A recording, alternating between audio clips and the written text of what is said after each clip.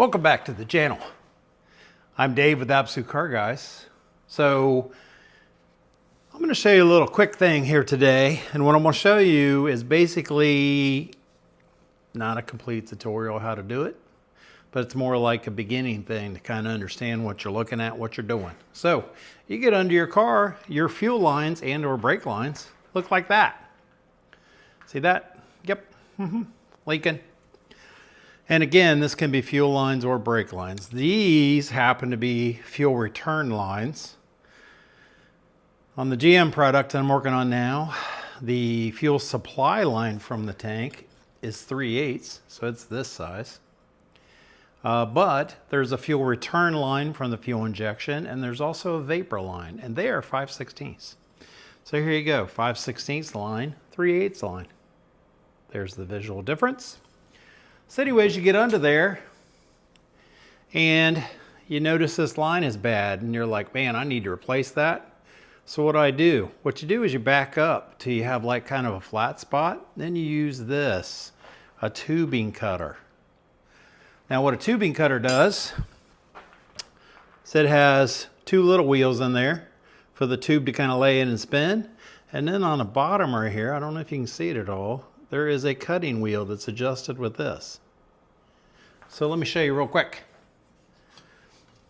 on this tubing. So what you do is you slide the tube in there, tighten it up slightly. Now you don't crank that down. You just give it like a little bit of pressure, just a little. And if you see how the tubing is going through the top? And then you just spin this thing. Now again, not too much pressure. Just let it spin, let it spin, let it spin. Now, as it gets loose, give this a little half crank. Spin, spin, spin, spin, spin. Half crank, spin, spin, spin, spin, spin. And as it, again, you can feel it like loosen up. Give it another little half, spin it, real gentle, because you want it to be a clean cut. And I'll show you why here in just a minute. Okay, so we're almost there. One more little thing. It should be popping off there any second. One more, half turn, little crank.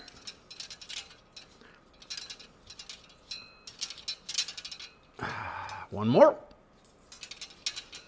Boom. There you go, the piece just come off. So now what you do is you take your fitting. This is what your fittings will look like when you're patching this, okay? Cut it. Whatever. So here's the pipe, just like that. So what I do typically is I take some steel wool or some very light sandpaper and just kind of give it a little thing, just to clean up the edges, okay? Then first thing you do is put the nut on there. Then this is actually the tapered fitting that seals. So what you do is you slide that on there. I don't know if it'll go because I didn't clean it off like I told you. Oh, there it goes. Okay. What happens is this has a taper on it right there. And if you look inside this fitting, it also has a taper where they fit together. Okay. And then as you slide this nut back up here and you tighten it, that will compress and then seal the tube. So like I said, you start with something that looks like this, and you had to cut it off. Then you make something like this. Now, I needed this special fitting here on the end like that, see? So where I had to cut it, I had to put a piece in. So I'm actually gonna put two of these. So I'm gonna have to put another one of these bad boys up here. Boop, like that. So, tubing cutter. Now they make these multiple sizes, and they're just light duty. And like I said, you just crank it a little bit. You don't have to crank it. You just, it's more like you just let it take its time. Then this is a tubing bender. See how I got the little bends here? I kind of like did the little custom bendy deal. Okay, you just do this. What you do with this, basically, if I can do it since I got this thing on there, is you stick the tubing in there, if I can possibly get it. Hang on. You stick the tubing in there this way. slide it in where it belongs, and you decide where it's supposed to be, and then you just slide this baby down and let it manipulate the tubing. Now what it'll do is it'll bend it, and it does it around this little radius. There we go. Easy for me to do.